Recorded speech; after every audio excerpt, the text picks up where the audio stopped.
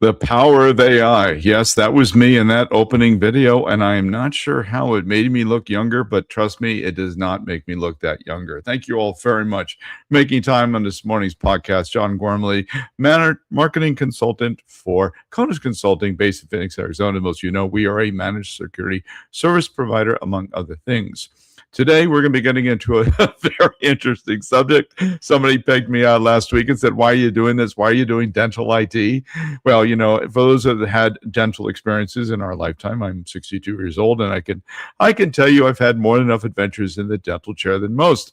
And I will tell you that is not only a very interesting experience, but it can be extremely expensive experience in going into dealing and seeing the dentist. But what we don't think about is what does the dental IT side of it look like? And this will be really a very kind of hopefully an eye-waking experience for you. That when you go in there and you give me your insurance card and your name and your address and all the other important stuff, and you see them clicking away at the computer into their dental management system, and you look around going, God, there's got to be a network here. There's got to be some form of security or firewalls or email or anything else that's going on to protect my personal information and stuff like that. But believe me, you would be shocked to know that many dental offices, especially the small ones, tend to have kind of a break fix, mindset.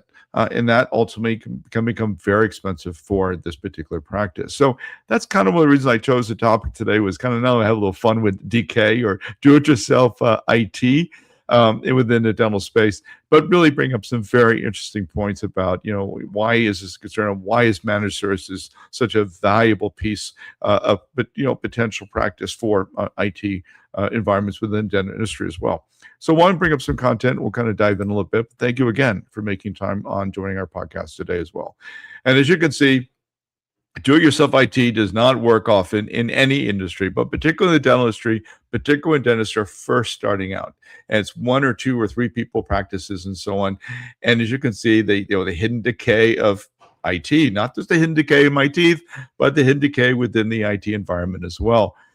So obviously, again, as mentioned, we're Conus Consulting. We're an MSP based in the Phoenix area, but we do support pretty much all of Arizona, Las Vegas, and Pasadena, California as well. Now, the hidden decay of do-yourself IT. Again, a little tongue-in-cheek here, having some fun with IT a little bit and dentistry. But let's talk about what the hidden decay really means. So in the mouth, as most of us know, right, some of the most dangerous cavities are things that are hidden. There's decay that's hidden within our teeth. And even though we're supposed to floss and do all that crazy stuff, to get all that stuff out, we ultimately still go in, every 6 months, and the doctor is going, yeah, and you're realizing that there's more in there than you realize. It's exactly the same reality in IT within the dentist industry, right? Similar decay, servers rebooting, potential email phishing attacks, compromising, valuable personal information of their patients' information. Cables everywhere. A cable is added because they added a new, application that needs to have radiology or radiation within a certain room, and they got to run down there and run a cable into a computer and a laptop, and all these things happen. So the idea that going from a do-it-yourself IT world in the dentist space to really understanding how do I build a cohesive, important strategy where managed services kind of comes into that equation is to make sure that these systems within running the office run as smoothly and securely as possible as well. Now, let's talk about what happens when many dentist offices are doing a do-it-yourself IT. Number one, it dials right into 60% of most practices suffer some form of cybersecurity incident annually. Now, try to go get cyber insurance. When you're a dentist office and you're having to go to an insurance carrier and say, hey, I'm doing all these things myself, that probably won't fly very well, right? Now, why is that? Because when you think about the average cost of a breach within a small healthcare environment is about $150,000. Now, does a dentist who just opened his practice is going, hey, I got the money, I can throw it out in tokens, all good? No. What really is happening is that becomes a direct impact of the bottom line. And the ability for that dentist practice to survive the first year has a lot to do with making sure that they have a firm grip on what cybersecurity, is going on with their environment, making sure they've got the right protection as well. 82% of the breaches involve human error misconfiguration. Why? Because you think you're going to do it yourself. Office managers in dentist offices typically get tasked with IT. They're the ones that are like, okay, I got a patch, I got to upload my antivirus, I got to buy a new computer, I got to make sure it's got all the right software on it, I got to make sure it has authentication, basic passwords. I make sure that hopefully multi-factor authentication, we're just going to stop right there. Most office managers do not know how to do that. So they call somebody in, and that person comes in and does a very tactical fix or a tactical repair or a tactical implementation of software. And that also leads to that 80% of the breaches, with the environment as well. So where does this really become really a problem? It opens up HIPAA vulnerabilities. Number one, it obviously accesses personal data, right? Passwords not secured. Old passwords being used, admin being used as a default password on the servers and applications, right? More importantly, are you recording log files? Are you able to have information in case someone has to do an audit? When the cyber insurance people show up and say, "Okay, show me your procedures, show me your cybersecurity awareness training you're supposed to be doing every quarter as well. Prove to me that you're patching and updating all your systems," right? All these things lead to HIPAA vulnerabilities, right? Now, what is the true cost of Dr. Google? And this is why I kind of got a smirk on this a little bit.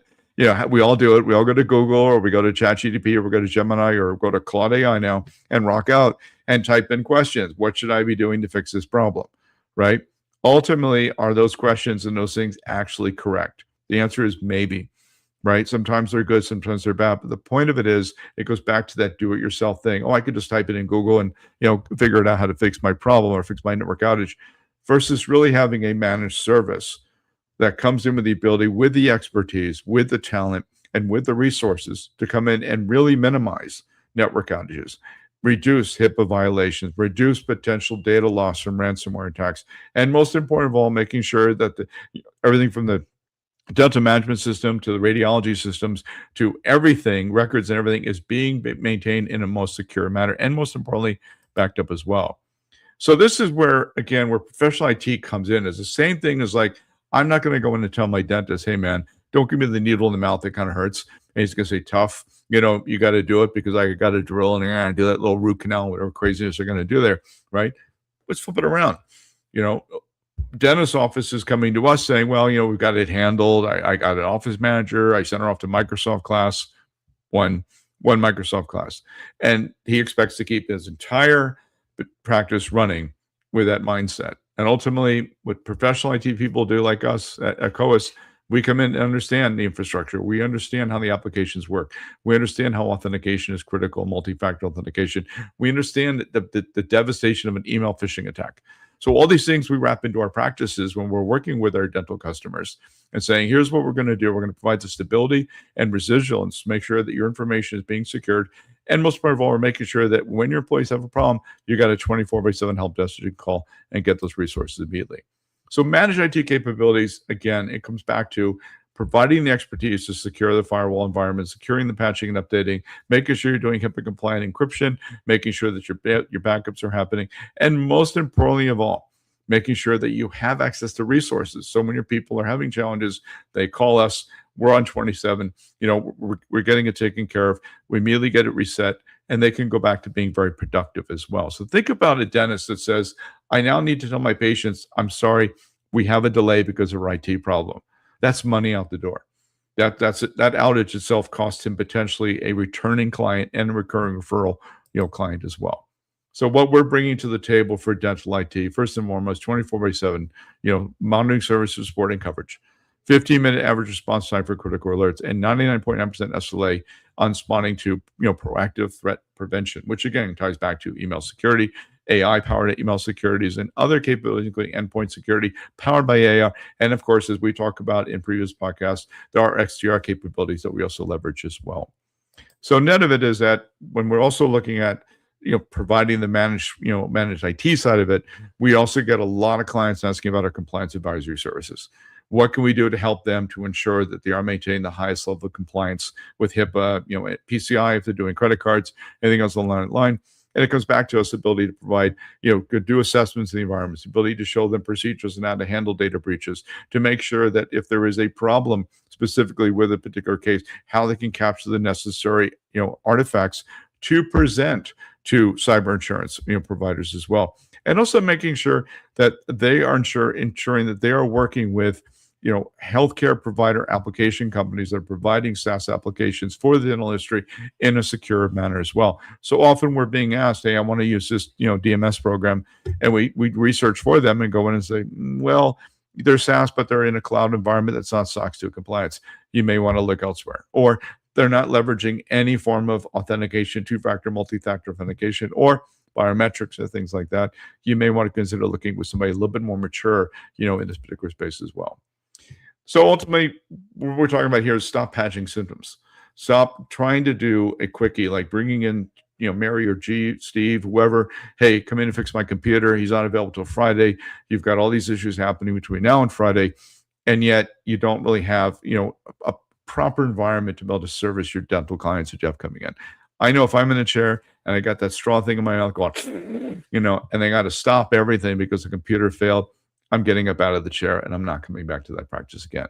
So that's why ultimately when people are looking at, discussing managed IT capabilities, they always ask the same question: how much does it cost?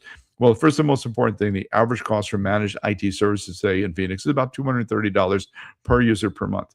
And again, we usually, as our mantra, we tend to focus on the 10 to 70 crowd, which fits in really well for some of the small and medium dental offices, both in the Phoenix and Tucson, Flagstaff and Scottsdale area as well. If you have questions about what we can do for you on the managed side, particularly in the dental industry, check out our website at coe.us. If you also give us a call, it's 1-602-93-CODIS. And we'd love to be able to chat with you and talk to you. And if you want, you can get on our website at coe.us and click book a 15-minute meeting at the top of the page. And you can schedule time immediately with one of our consultants to be able to come in and talk to you about how we can provide a much more secure environment for your dental practice. First of all, thank you very much on this beautiful Friday morning here in Arizona. We're expecting beautiful weather over the weekend. Happy Mother's Day to everybody on Sunday. And if you have any questions, again, check us out on our website. My name is John Gormley. I'm the marketing coordinator for Coast Consulting based in Phoenix. And thank you so much for taking time this Friday morning to hear about our podcast as well. Take care.